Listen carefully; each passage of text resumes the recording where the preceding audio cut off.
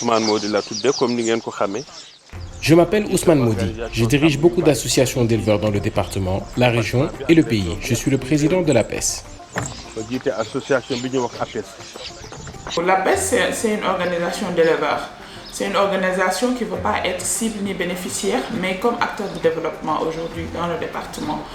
Donc c'est pourquoi on est beaucoup impliqué sur des axes tels que la transformation de l'élevage, sur l'appui à la structuration des éleveurs, sur tout ce qui est appui aliment bétail, création de plateformes d'innovation.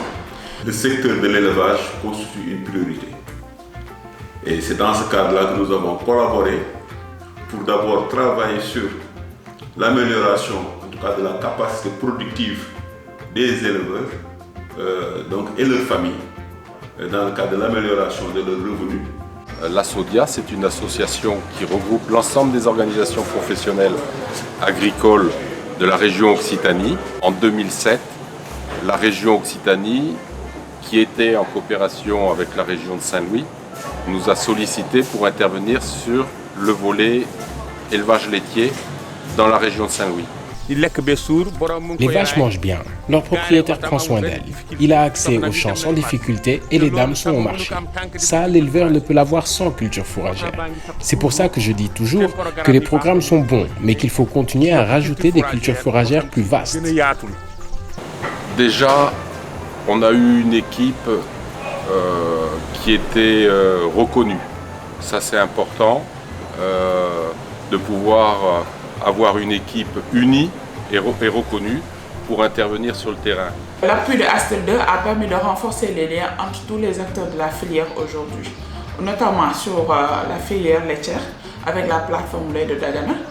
C'est le passage de l'approche filière dans Astel 1 à l'approche territoriale qui est une approche beaucoup plus intégrée, une approche beaucoup plus globale. Qui permet de faire cette mise en cohérence-là des interventions, des politiques publiques à l'échelle départementale. Dans leur programme, ils aident beaucoup les éleveurs. Même si c'est un domaine qui fait partie de la tradition, ils ont pu amener des innovations qui permettent d'augmenter l'activité et générer une économie. Ce qui permet d'entretenir les familles et d'accroître les connaissances en termes d'agriculture. Nous avons appris d'eux, ils ont appris de nous et nous pensons que dans Astel 3, nous pourrons aussi consolider cela et que tout ça pour le bénéfice des éleveurs du département de Dagana. Je sais qu'Astel 2 aujourd'hui a fait beaucoup de choses en termes de renforcement de capacité au niveau des éleveurs et autres. Maintenant, il reste au niveau de tous les acteurs de la filière, tels que les transformateurs, les commerçants. C'est aussi des cibles du projet qu'on n'a pas pu peut-être trop attendre, mais en termes de perspective, ce serait bien dans le projet Astel 3 d'essayer de mieux intégrer ces caractéristiques-là.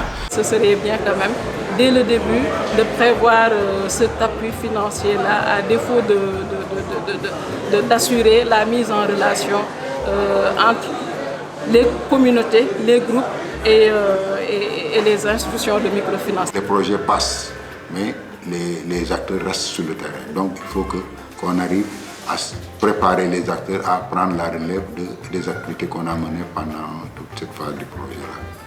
Comme on dit dans le sud-ouest de la France, on marque un essai, il faut le transformer.